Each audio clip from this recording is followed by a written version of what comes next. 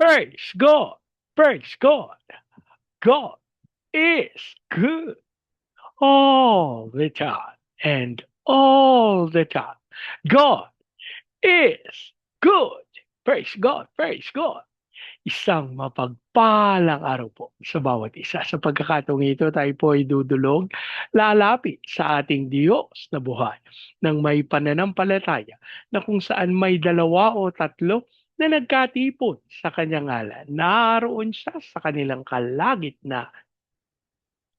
Sa araw na ito, tayo po ay dudulog sa Panginoon sa ngalan ng bayan ng Sulok sa probinsya ng Davao del Sur.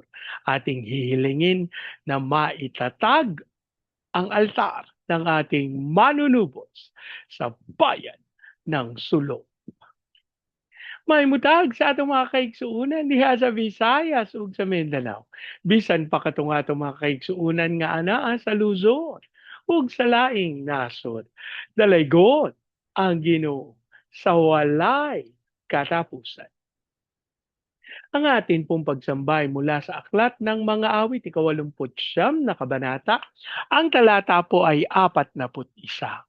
Lahat ng magdaay nagsasamantala, ang ari-arian niya'y kinukuha, bansa sa paligid, pawang nagtatawa. Lahat ng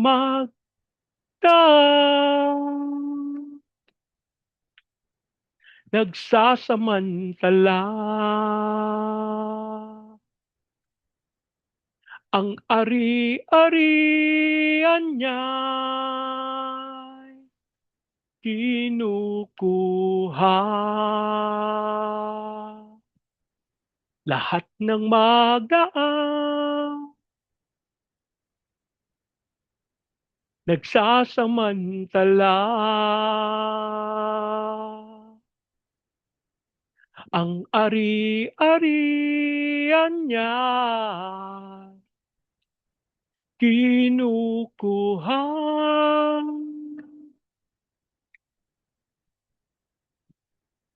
Bansa sa paligid, pawang nagtatawa. Bansa sa paligid, pawang nagtatawa.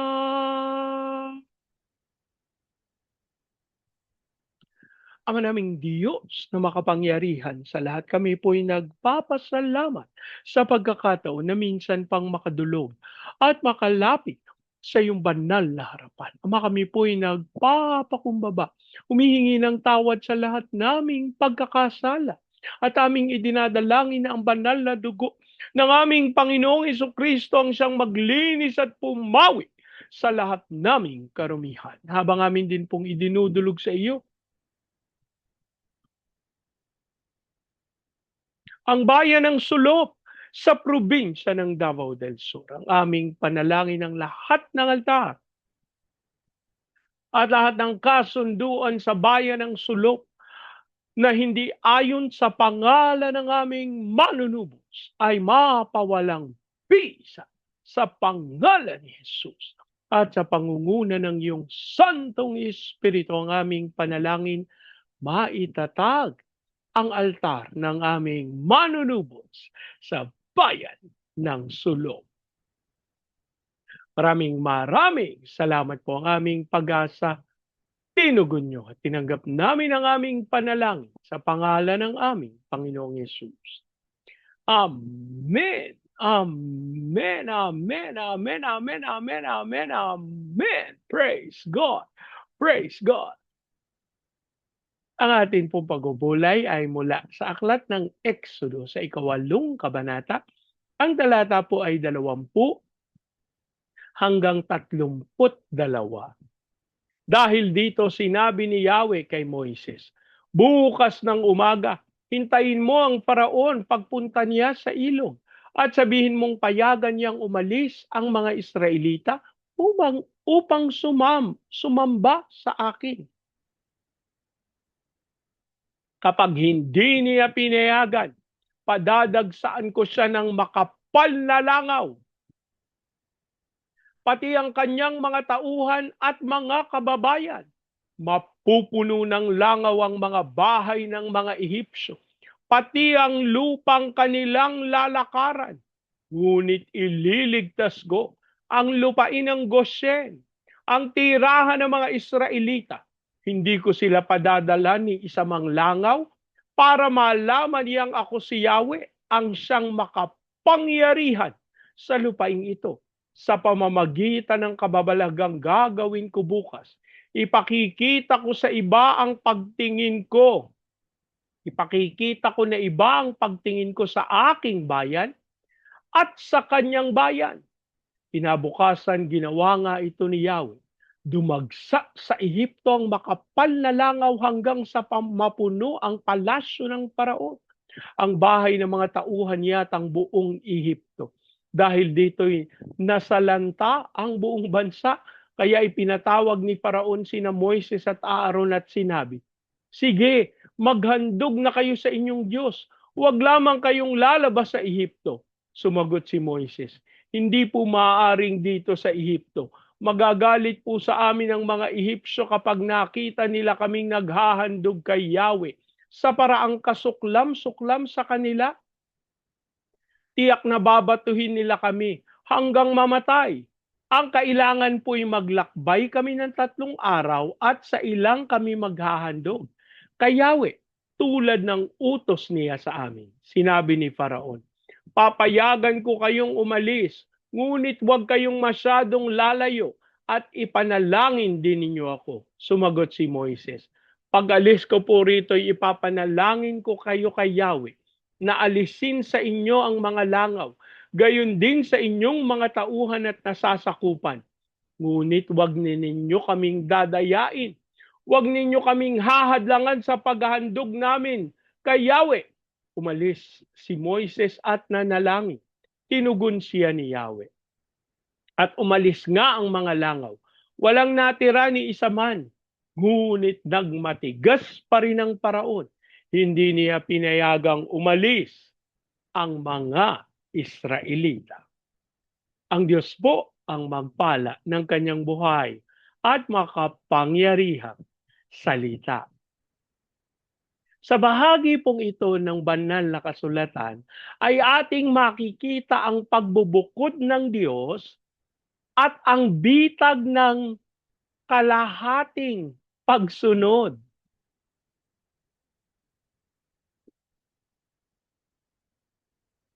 Pinatutunayan po ng Diyos ang kanyang kapangyarihan sa pamamagitan ng pag-iingat sa kanyang bayan. Hindi siya nakipagkompromiso sa isang pusong nagmamatigas at sumusunod ng may kondisyon. Kapag tinignan po natin yung pagsasabi ni Faraon nung kanyang pagpayag, hindi naman talaga pagpayag, kundi dahil naistorbo kasi siya ng mga langaw. Sino na ba sa atin ang nakaranas ng kalahating pagsunod? Halimbawa, sinabi ng magulang na linisin ang buong kwarto, pero ang ginawa, isiniksik ang mga kalat sa ilalim ng kama. Sa paningin ng mga tao, sumunod siya. Pero sa katunayan, nagmamatigas pa rin.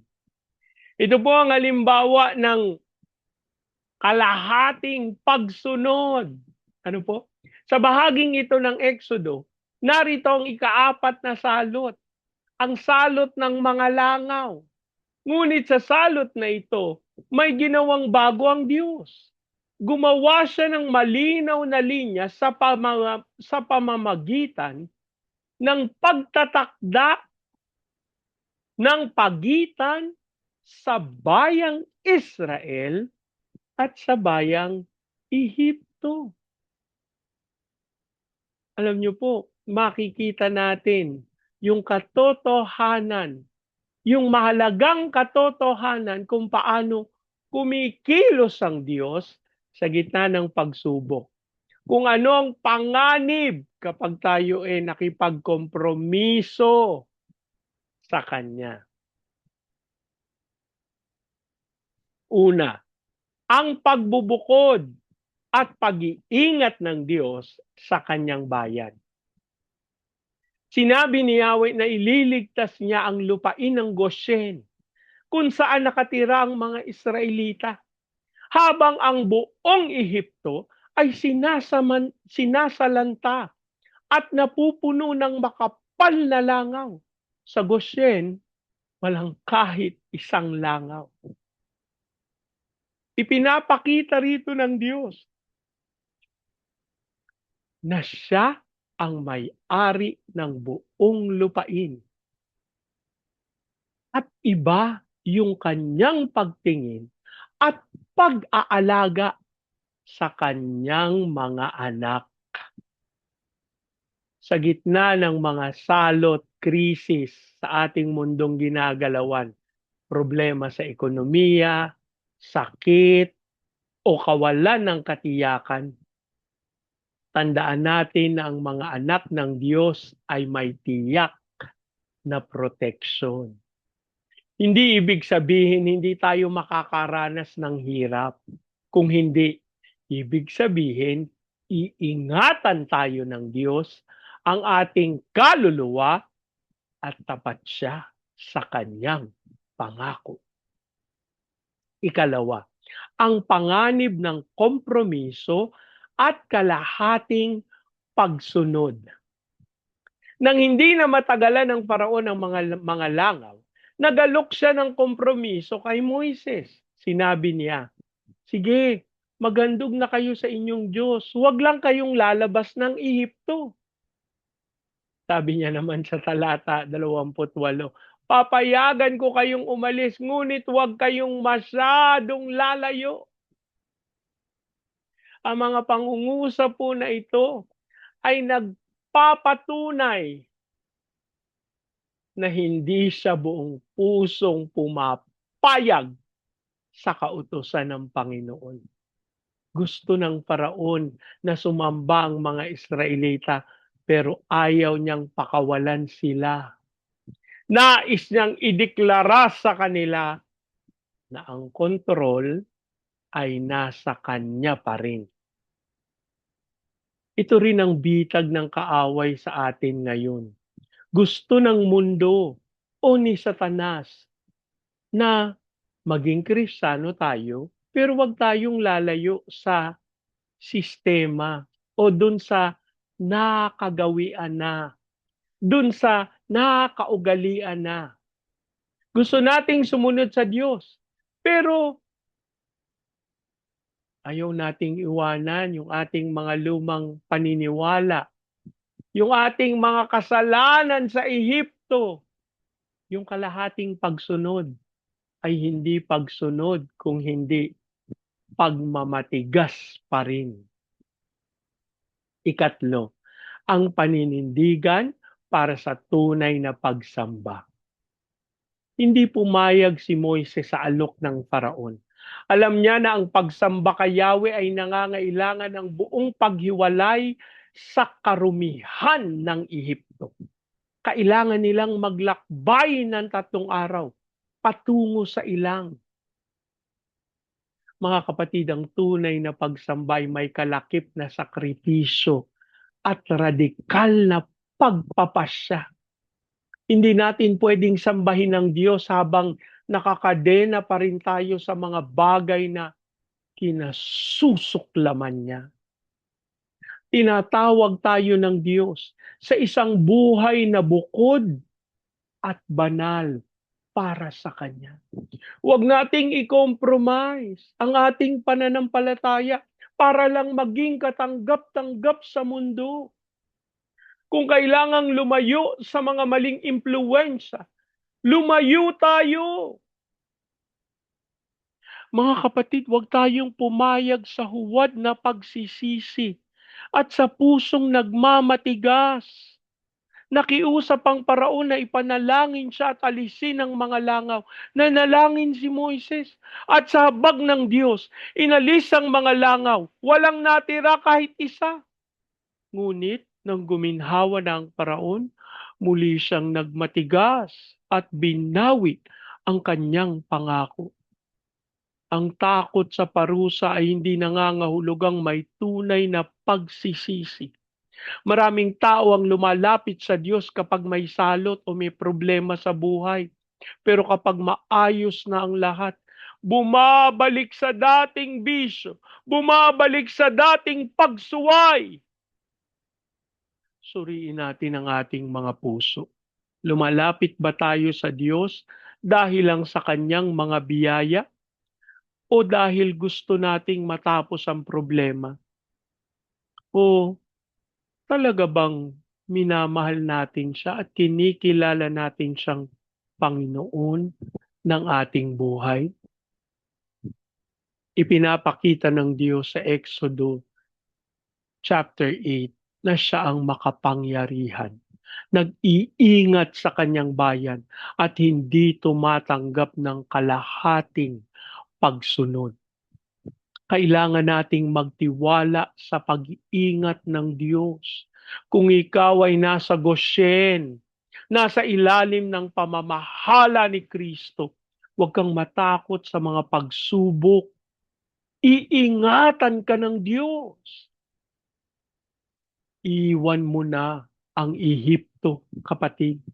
May mga bahagi ba ng buhay mo na pilit mo pa ring ikinokompromise?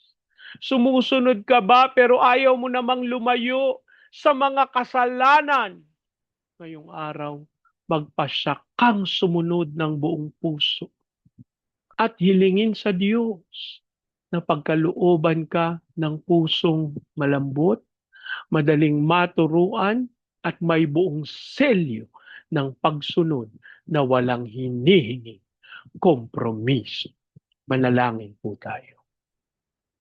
Ama naming Diyos na makapangyarihan sa lahat, kami po'y nagpapasalamat na iyong ipinaliwanag at ipinakita sa amin ang katotohanan ng iyong pagmamahal sa iyong mga lingkod.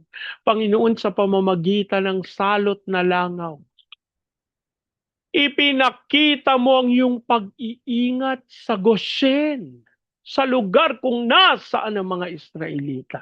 Ang aming panalangin nito po yung aming tunay na maranasan na sa gitna ng kinakaharap ng sanlibutang ito na mahigpit na pagsubok, kami po ay iyong bantayan, ingatan at ipagtanggol. At kami po'y nananalig, kami lalakad ng may puso ng totoong pagsamba, totoong paglilingkod, 100% na susunod sa iyong kalooban. Idinadalangin din po namin sa iyo, Panginoon, ang bayan ng Sulok sa probinsya ng Davao del Sur. Ang aming panalangin, ang katawan ng aming Panginoong Hesukristo sa bayan ng Sulok ay tunay na magkaroon ng unawaan, pagpapakumbaba, pag-iibigan, pagkakaisa na siyang maging dahilan upang ang Santong Espiritu ay magtatag ng altar para sa aming Panginoong Hesukristo sa bayan ng Sulok.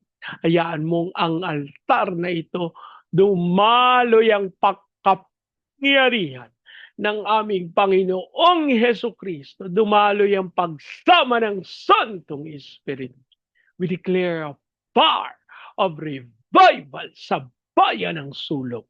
Ayan mong maranasan din po ito ng Baguio City, Cagayan de Oro, Legazpi, Lipa, Manila, Pampanga, Pateros. Kilusan mo ng may kapangyarihan ng mga bayang ito. Dumaloy ang kaluwalhatian mo. Dasal namin ang pag-ulan na maranasan ng buong Luzon, Visayas at Mindanao.